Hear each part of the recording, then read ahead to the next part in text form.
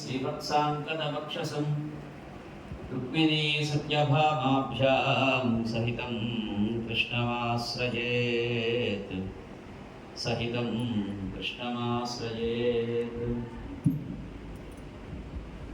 वन्दे हनुमन्तमपि द्विहस्तं ताम्रार्णं स्वर्णनिपञ्चपुच्छं स्थितघ्नकौपीनधरं कपीशं धृताञ्जलिं कुण्डलाशोभिकर्णम्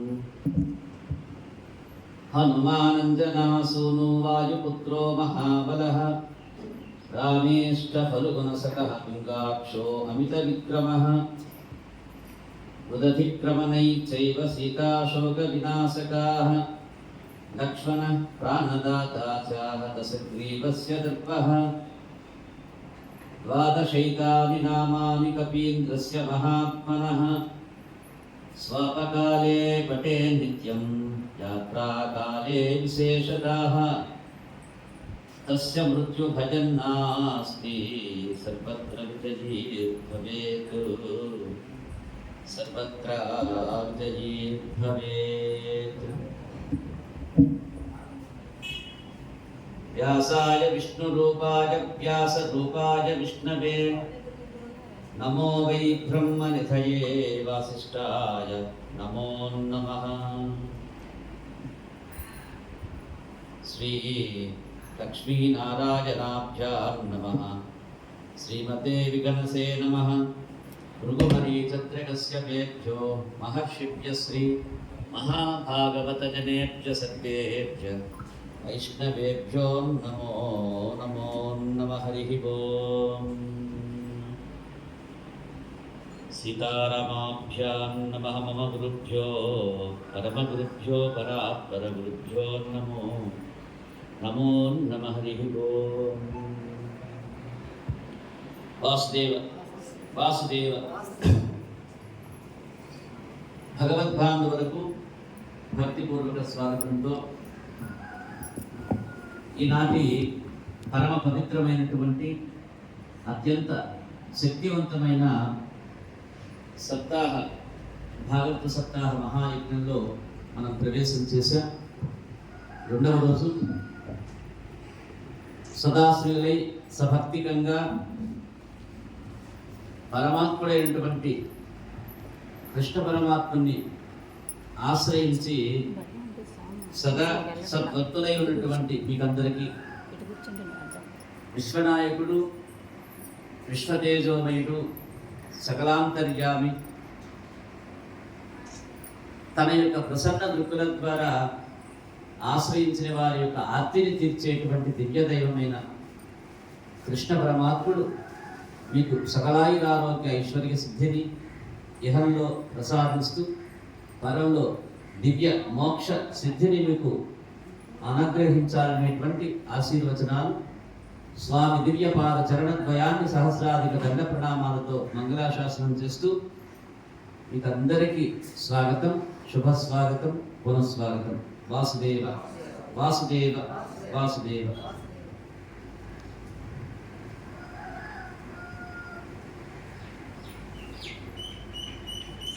శ్రీమద్భాగవత దివ్య చరితాన్ని ఆస్వాదిస్తూ ఉన్నాం. మనము వాస్తవంగా ఇది వైదికంగా నిన్న ప్రారంభమైనట్లు, కానీ సంకల్పం అయితే ఆషాఢ శుద్ధ పాఠ్యమి నాడు మనం సంకల్పించి ప్రారంభించాం. ఈ పరంపరలో రోజులు గడిచిపోతూ ప్రథమ స్కందము, ద్వితీయ స్కందము, తృతీయ స్కందము, చతుర్థ స్కందాలు పరిపూర్ణం చేశాం. ఇందులో పూర్తిగా చెప్పామా అంటే వాస్తవంగా పూర్తిగా చెప్పాల, చాలా మిగిలి ఉంటుంది. చెప్పుకున్నట్టుగా మన జీవితం సరిపోదు. భాగవతాన్ని పరిపూర్ణంగా ఆస్వాదించాలంటే ఈ జీవితం సరిపోదు. అసలు కోటాను కోట్ల జన్మలు ఎత్తితేనే భాగవతం వినాలనేటువంటి భావన కలుగుతుంది భగవంతుని యొక్క అనుగ్రహ ఫలం ద్వారా. అది కూడా అలాంటిది ఏదో అలా పోతూ ఉన్న వాళ్ళకు 4 రోజులు చెప్పి ఇలా రోజు వచ్చే వాళ్ళకి 2-3 సంవత్సరాల నుంచి చెప్తూ వాళ్ళకి మనసులో లేనిది గట్టిగా వాళ్ళలో పెట్టి దీనివల్ల సర్వశాంతి జరుగుతుంది, దేశ సౌభాగ్యం చెందుతుంది, గ్రామ సంరక్షింపబడుతుంది, స్వీయ రక్షణ కలుగుతుంది అనేటువంటి విషయాన్ని పదే పదే పదే చెప్పగా మనసు పెట్టి ఏదో నేను ఒత్తిడి చేశానని కాకపోయినా పూర్వ బలం యొక్క సంకల్పం చేత పూర్వ బలం యొక్క ఫలం ద్వారా మీరు ఇక్కడ కూర్చునేటువంటి సాధవకాశం మీకు భగవంతుడు కల్పించడం, నాకేదో కాస్త శక్తి ఉండి శారీరకంగా మానసికంగా అమితమైనటువంటి బలం ఉండి మా యొక్క తల్లిదండ్రుల యొక్క పుణ్యఫలము చేత మా గురువు గారైనటువంటి వాడపల్లి సీతారామాచార్యులు గారి ఆశీర్వచన ఫలం చేత ఇక్కడ కూర్చొని చెప్పేటువంటి భాగ్యం నాకు దక్కింది. ఏదేమైనా యొక్క భాగవతము అనేటువంటి ఒక మహాయజ్ఞాన్ని ఆస్వాదించిన, ఆఘ్రానించిన, దాన్ని ఒక విశేషమైనటువంటి కల్పవృక్షం కింద కూర్చున్నటువంటి సిద్ధిని పొందుతారు. కొన్ని వందల మహాయాగాలు చేస్తే కానీ కలగనటువంటి పుణ్యఫలాన్ని కేవలం యొక్క భాగవత శ్రవణం ద్వారానే పొందుతారనేటువంటి విషయాన్ని తెలుసుకొని ఈ పరంపరలో మీరు కొనసాగుతూ ఉంటే ఇది పూర్తిగా చెప్పగలమా అంటే పూర్తిగా చెప్పను లేము, పూర్తిగా వినను లేదు. కాబట్టి సంక్షిప్తంగా కొనసాగుతూ ఉన్నాం. ఇదే భక్తి శ్రద్ధలు 1 సంవత్సరం పాటు ఏమన్నా ఉండగలిగితే అందులో కొంతవరకైనా మనం చెప్పుకోగలుగుతాం. కానీ అది అసాధ్యము. కాబట్టి ఈ చెప్పుకునేటువంటి పరంపరలో ప్రథమ స్కందాన్ని అయిపోగొట్ల లాగేశారు. అందులో భగవంతుడి యొక్క అవతార గాథలు, సూత మహర్షి, శౌనకాదుల గురించి చెప్పుకున్నాం.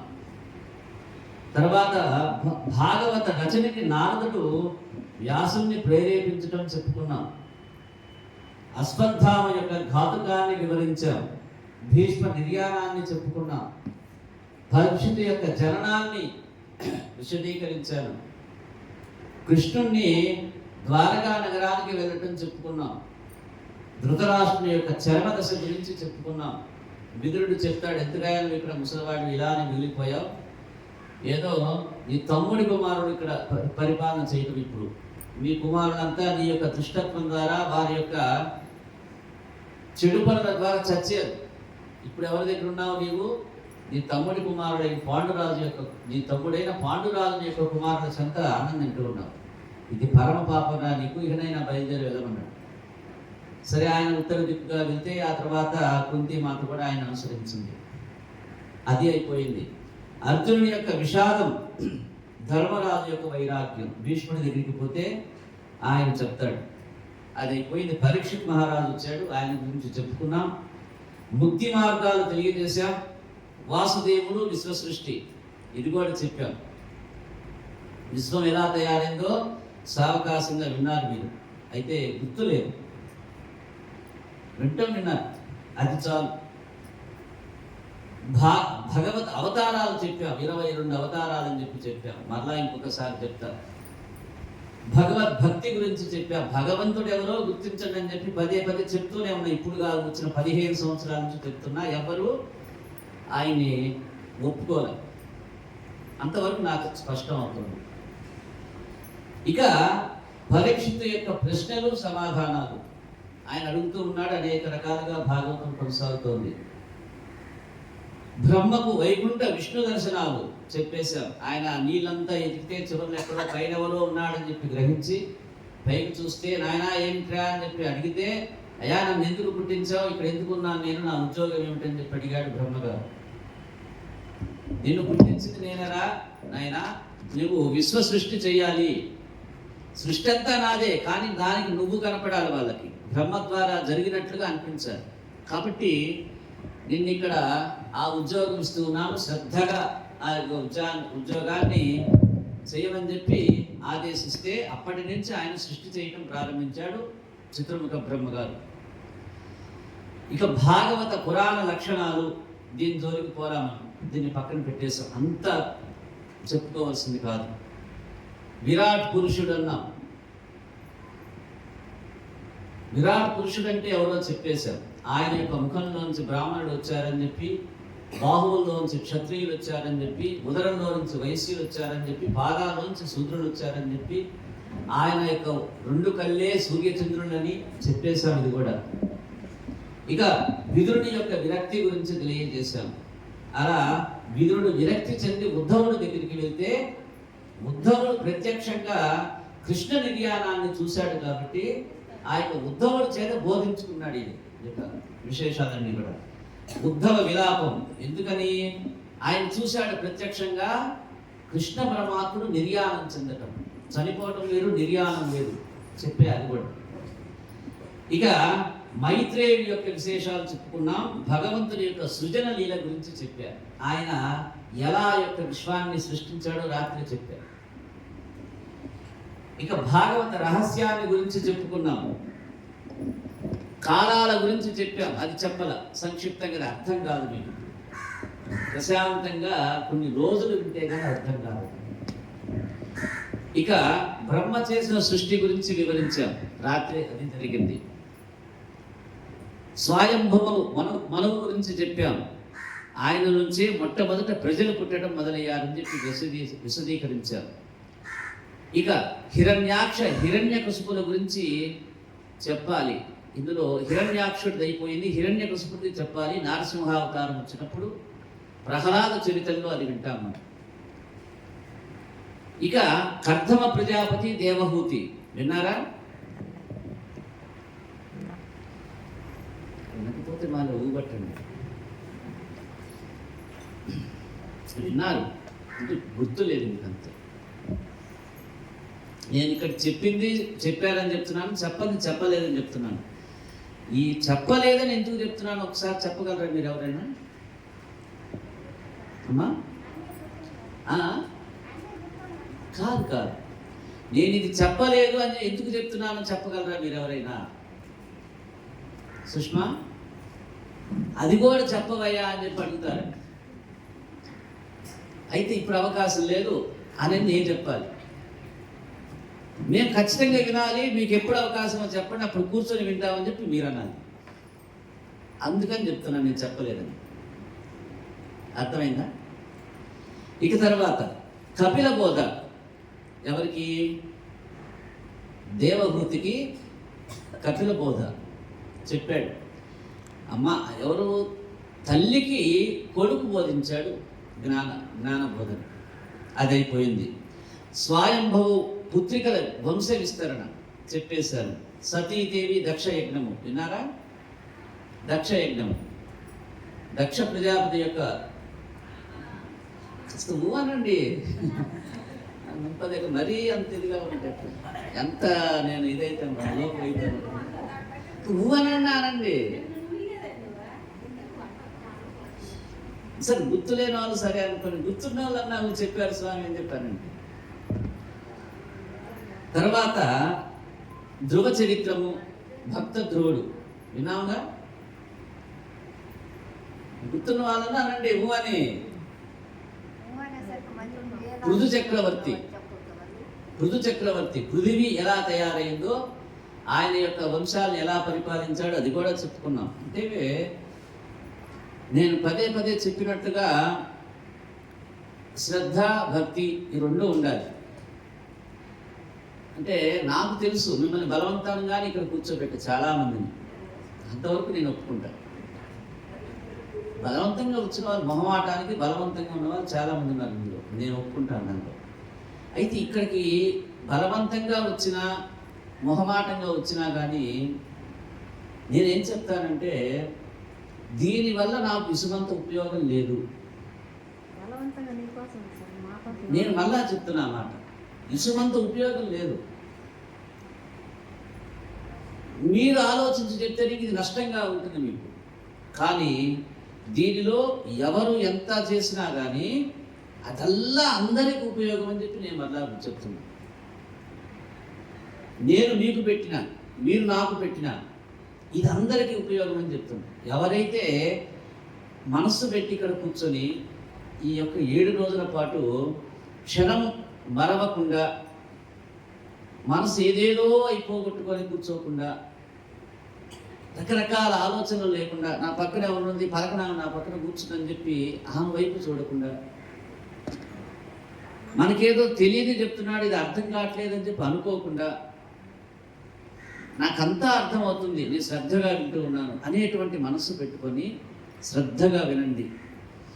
ఏదైతే యొక్క భాగవతం యొక్క ఫలాల్ని నేను చెప్తూ ఉన్నానో అది మీకు అంతా సాకారం అవుతుంది. ఇందులో ఎలాంటి సందేహం లేదు. నేను ప్రత్యక్షంగా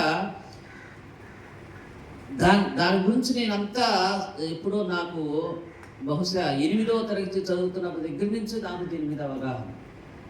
అంత పండితుడినే కాకపోయినా, ఏదేదో రాగాలు దీర్ఘాలు తీయలేకపోయినా, నేనేదో నల్లగా ఉన్నా, మీ కంటికి చాలకపోయినా, మీకు ఇష్టం లేకపోయినా కానీ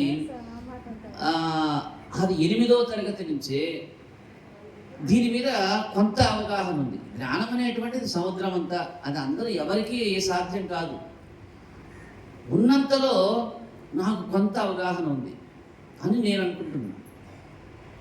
దీని యొక్క ఫలం అనేటువంటిది అనుభవించే దానిలో ఎలాంటి సందేహం లేదు. ఎక్కడి నుంచి చెప్పమంటారా అంటే, నేను నా యొక్క వివాహానికి పూర్వం 40 రోజుల పాటు ఈ యొక్క భాగవత సప్తాహం సుబ్బారెడ్డిపాలెం అనేటువంటి గ్రామంలో చేశారు. ఆ యొక్క గ్రామంలో ఈ కార్యం వలన ఆ తర్వాత నాకు వివాహం కోసం కాదు నేను చేసింది. ఆ భక్తిభావం చూసి అసలు అప్పుడు ఏ కోరిక లేదు మాకు. కేవలం మీలాంటి ఒక 10 మంది, వాళ్ళని ఏమనాలి, మీలాంటి 10 మంది ఏమనాలని, భక్తులు. మీలాంటి 10 మంది భక్తులు ఏదో నా చేతిలో భాగవతం పుస్తకాన్ని చూసి, అప్పుడు రత్తక్క అనేటువంటి ఆమె ఒక ఉండేది. ఆమెకి బహుశా 3వ తరగతో 4వ తరగతో చదివిందేమో. చూడండి, ఇప్పుడు ఆమె హైదరాబాద్లో ఉంది, నేను ఇక్కడెక్కడో ఉన్నాను. మా ఇద్దరికి కేవలం భక్తి మార్గంలో కొన్ని సంవత్సరాలు కలిసి నడిచామంతే. ఆమె గురించి ఈ వేదిక మీద భాగవతం చదివేటప్పుడు ఆమె పేరు ఎందుకు చెప్పాల్సి వచ్చింది? ఆమె ఈ పుస్తకం చూసి, బుజ్జయ్య నాకు ఈ చెప్పరాదా, ఊరికే నువ్వు చదువుకుంటే ఉపయోగం ఏమన్నా. అప్పట్లో నన్ను బుజ్జి అనేవారు. రహస్యాలు ఇవన్నీ.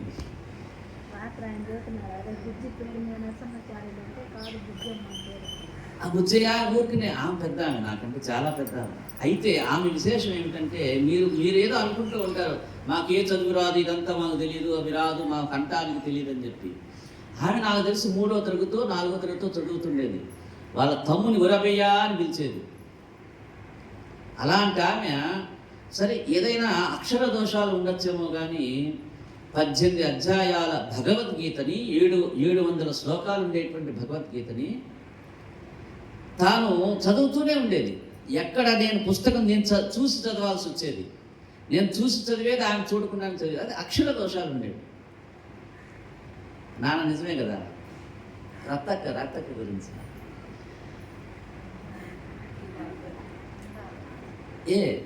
ఆమె గురించి ఇప్పుడు ఎందుకు చెప్పాల్సి వస్తున్నది?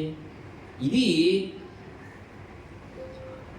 భగవంతుని యందు ఉండేటువంటి అనురక్తి ఎలాంటిదో తెలియజేస్తుంది. అంతటి అనురక్తి ఉండాలి భగవంతుడి. ఏదో పిచ్చాపాటిగా ఏదో ఇష్టం లేనట్టుగా, మన అవకాశం కోసమే వచ్చినట్టుగా ఆయనకు తెలీదా? వారి దుంపదగ ఈ తలనొప్పి వస్తే నన్ను అనుకుంటున్నది, మొరనొప్పి వచ్చిన పూట నన్ను కొలుస్తున్నది, కొడుకు ఉద్యోగం రాకపోతే నా దగ్గరికి వచ్చింది, పిల్లకి పెళ్లి కాకపోతే గుడి చుట్టూరు తిరుగుతుంది, రోగం వచ్చి కాలు పనిచేయనప్పుడు తిప్పుకుంటూ నా దగ్గరికి వచ్చింది, నోరు పడిపోబోయే ముందు నన్ను కృష్ణ కృష్ణ అంటున్నది. ఇవన్నీ ఆయనకు తెలీదా? నువ్వే ఇంత తెలివిగలదానివి అయితే అక్కడికి పోతే ఎందుకులే కొత్త చీర తీయాలి, ఇస్త్రీ మళ్ళీ ఇస్త్రీ చేయించుకోవాలి, ఒక గంట లేట్ అయితే అక్కడ మనకి 200 కట్ అవుతాయి. ఇంత ఆలోచన నీకుంటే నీకు గాలిని, నీటిని, భూమిని, ఆకాశాన్ని, అన్ని రకాల అవకాశాలని, అగ్నిని, వీటన్నిటిని తోడు చేసి ఒక ఉన్నతమైనటువంటి కులంలో చౌదరి గారింట్లో పుట్టాడు.